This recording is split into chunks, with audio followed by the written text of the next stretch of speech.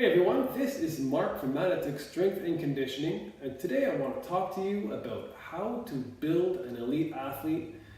I want to talk to you about the important qualities that such an athlete has and what you can do to get yourself there. When I think about an athlete like that, I'm looking at three very important qualities that they need. One is elusiveness, another is resilience, and another is conditioning specific to their sport.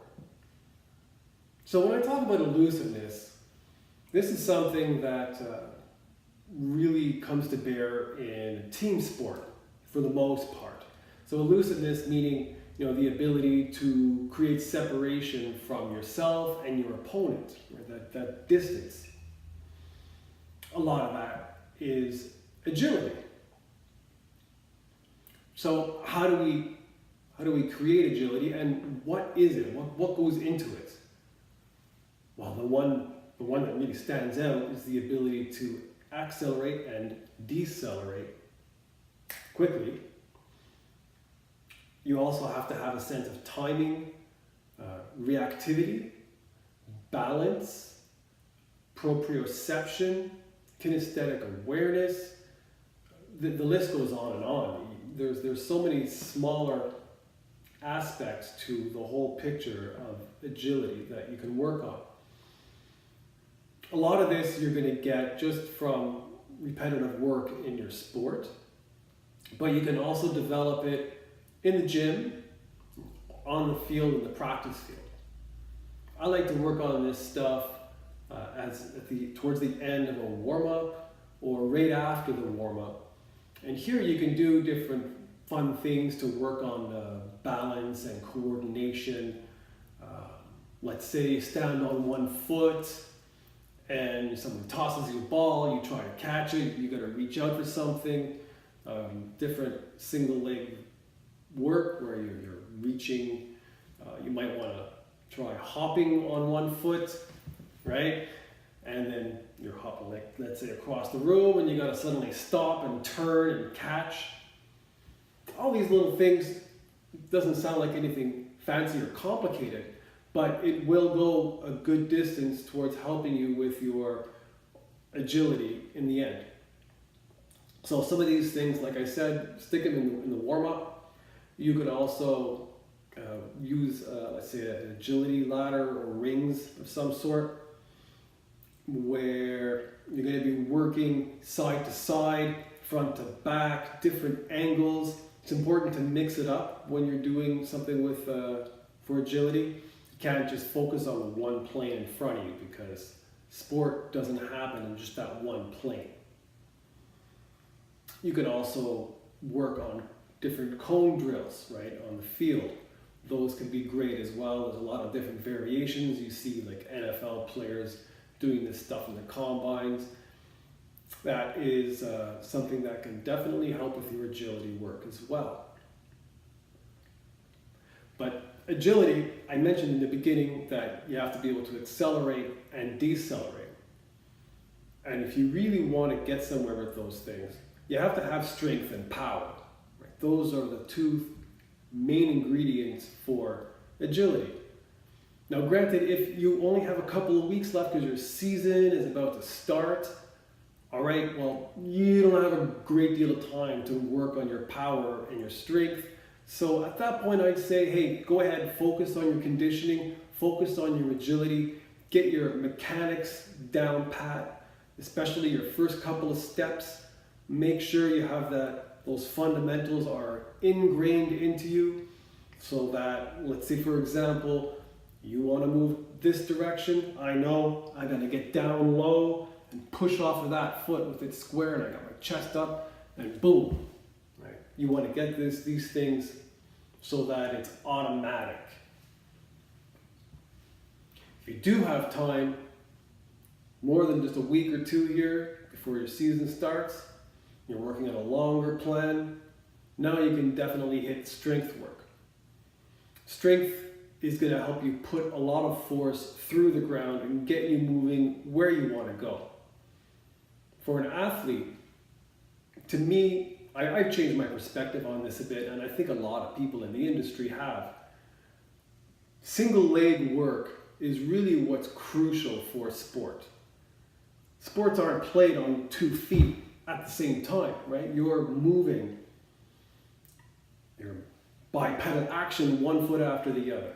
There's not really any sport where you're just standing still and pushing force into the ground unless you're doing a vertical jump, let's say. So you got to hit those single leg exercises. You want to do a big variety of them. Here I'm talking about, well, number one, I love sled work. This is something that will go a long way for developing strength, and it can be used for other things as well that we can discuss later. But sled work is great.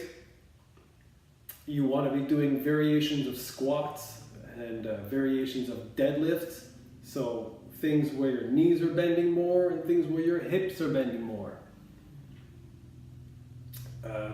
Examples of squatty stuff would be like split squats would be a very good starting point. Reverse lunges, lateral lunges, forward lunges, walking lunges. Skater squats are kind of in between a hip and a knee dominant exercise. You'll want to do those as well. Single leg Romanian deadlifts, those are awesome. Make sure you incorporate some of that. And when it comes to these exercises, it's important to have a variety and not just to lean on one type. But it takes more for strength than just the single leg stuff. You can do a lot with it.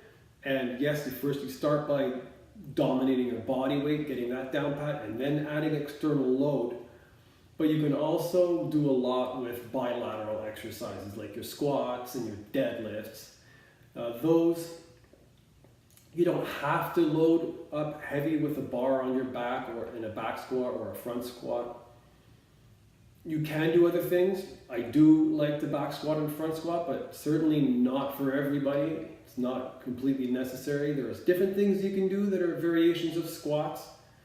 Kettlebell variations with 1 hand or 2 hands. Goblet squats are great. You got landmine squats as well. Again, use your imagination. There's different squatting variations. I love the trap bar deadlift. You can do a regular deadlift with a straight bar as well.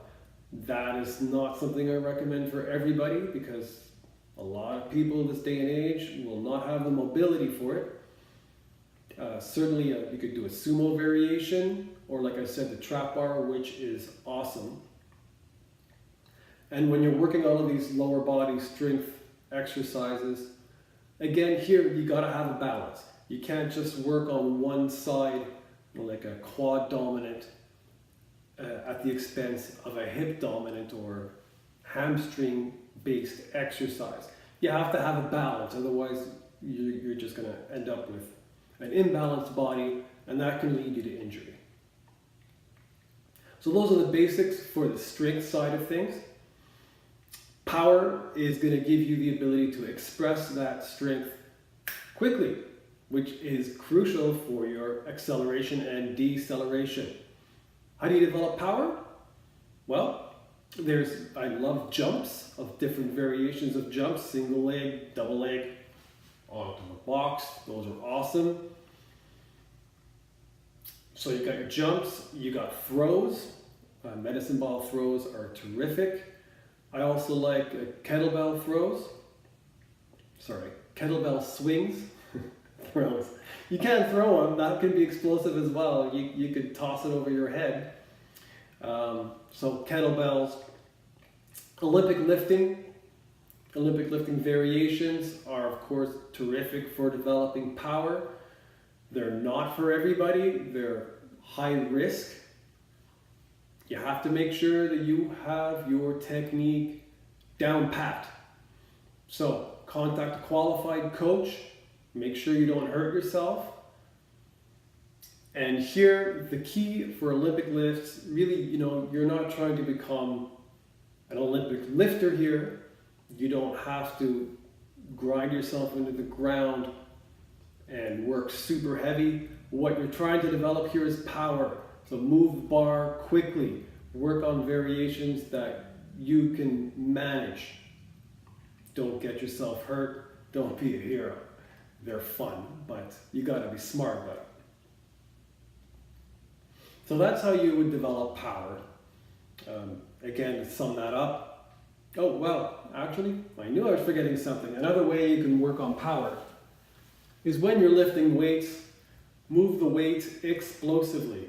Don't just mindlessly push up reps like this. Boom, explode.